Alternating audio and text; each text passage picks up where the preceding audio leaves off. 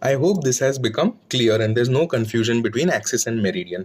Now if we apply the rule of axis and meridian in retinoscopy, the rule of retinoscopy is that the meridian that is to be corrected is always parallel to the direction of motion, whereas the axis of the lens needed is parallel to the long axis of the streak. Now please understand this. If we have a retinoscope whose streak is horizontal, that means our movement is vertical, that is up-down movement. We are straddling the vertical or the 90-degree meridian, and the axis of the lens needed to correct this would be at 180 degrees. So the axis of the lens is parallel to the direction of the streak, whereas the meridian being straddled is in the direction of the movement. The lower example shows a vertical streak which is moving sideways. So the axis of lens needed would be 90 degrees and the meridian we are correcting is the horizontal or 180-degree meridian. Now with this understanding, let us see an example of how astigmatism is corrected in retinoscopy. So I'll take the same example of retinoscopy being done at 67 centimeters with T plus eye drops. So the total error would be -2 diopters. I start with the horizontal streak and I straddle the vertical meridian. So I'm straddling the vertical meridian and I'm getting a against motion. So I'll add a minus lens. So I'm adding -2 and my motion has become more clear, almost close to neutralization. I'll go on increasing.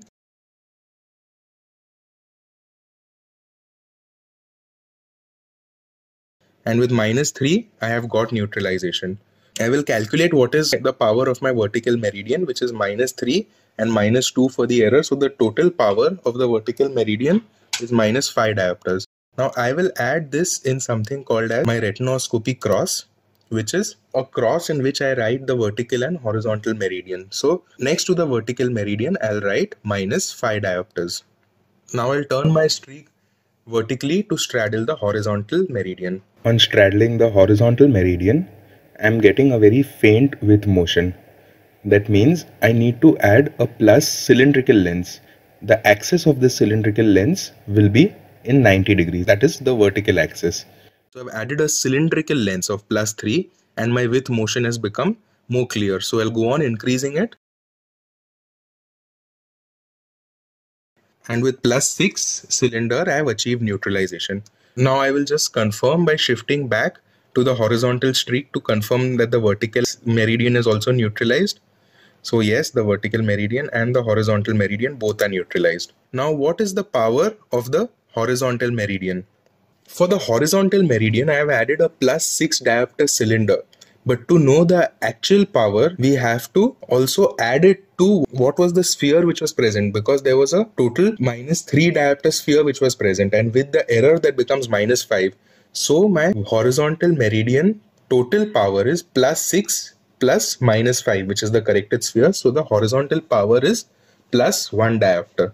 So I will write that next to my horizontal line on my retinoscopy cross. And so my two primary meridia diagnosed by retinoscopy are -5 diopter for the vertical meridian and +1 diopter for the horizontal meridian. Now how do I calculate the refractive error? So this means converting your retinoscopy cross to your final objective refractive correction. Now whenever the retinoscopy cross has one sign minus and one sign plus, this is always a case of mixed astigmatism. So you can take any of these to be your spherical value. So in this example, I'm taking -5 to be my spherical value. So I'll write that down as -5 diopter sphere. Now for the cylinder, the sign that will be taken will be opposite of what was taken for the sphere. So minus sign was taken for sphere. So for the cylinder, I will take the plus sign.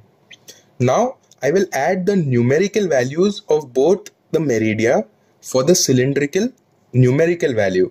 So it is 5 plus 1, which is equal to 6. The sign of the cylinder was already plus, which we had seen in step 2. After combining steps 2 and 3, the cylindrical value is +6 diopter cylinder. Now finally, for the axis of cylinder, the meridian that was taken for the sphere has to be taken. So the axis over here will be 90 degrees. So the final refraction is -5 diopter sphere with +6 diopter cylinder at 90 degrees. And this is how you convert a mixed astigmatism retinoscopy cross into a refractive reading. So that was a case of mixed astigmatism where the retinoscopy cross showed opposite signs. Now when the retinoscopy cross shows same signs, That means this is not a mixed astigmatism. It could be either a myopic astigmatism or a hyperopic astigmatism. For both myopic and hyperopic astigmatism, the steps are similar. So the first step is that both the sphere and cylinder will always have the same sign. Take the smaller numerical value to be the sphere. So the smaller numerical value in this case is 1.5, so that will be my sphere. The cylinder will be the difference between the numerical values of both the meridia. That is 5 minus 1.5, which is equal to 3.5. The sign of the cylinder is minus because the sign has to be same for sphere and cylinder. The axis given to the cylinder is that of the sphere. So the sphere which was taken was minus 1.5, which was at 180 degrees. So that would be the axis of the cylinder. So the final prescription would be minus 1.5 diopter sphere with a minus 3.5 diopter cylinder at 180 degrees. The exact same steps for a hyperopic astigmatism. The sign for both sphere and cylinder will be the same, in this case plus. The smaller numerical value, that is 1.25, will be the sphere. The cylinder will be the difference between the two numerically. So 2.5 minus 1.25 is equal to 1.25 diopter, and the sign will be plus. The axis of the cylinder is that which is taken of the sphere, so that is 90 degrees. So the final prescription is plus 1.25 diopter sphere with a plus 1.25 diopter cylinder at 90 degrees. So finally, that completes our understanding of astigmatism and how astigmatism is calculated on retinoscopy. Now the previous examples what I showed you was for understanding how a retinoscopy cross has to be written. But practically when we do retinoscopy, we don't need to make a cross because we are using a cylindrical lens. So I'll show you a much simpler way to finally get the prescription from retinoscopy without actually having to make a retinoscopy cross. So we'll take the same example as previous. We start with the horizontal streak. We have an against movement. So we add a minus diopter sphere. So minus 3 will give us neutralization. Now we'll turn it to the horizontal. We don't need to make a cross here. And now we are getting a with motion. So we'll add a plus cylinder. So the plus cylinder we add here was plus 4.75. We increase it to 6 and we get neutralization.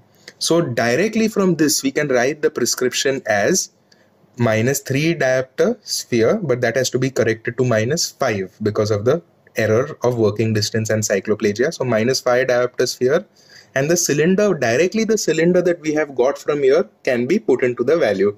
So the cylinder is plus 6 diopter cylinder, and the axis of cylinder is same as the retinoscopy streak because we have already established that the axis has to be parallel to the retinoscopy streak, in this case 90 degrees. So the final prescription is written as minus 5 diopter sphere with plus 6 diopter cylinder at 90 degrees, which is the same as the previous case which I had shown you of mixed astigmatism, except that there we found out the retinoscopy cross and from that we again got the prescription. So that completes astigmatism and retinoscopy. I hope it has been well understood, and with this we sum up this presentation. The following 7 questions I hope to have answered. I hope this was useful to you all.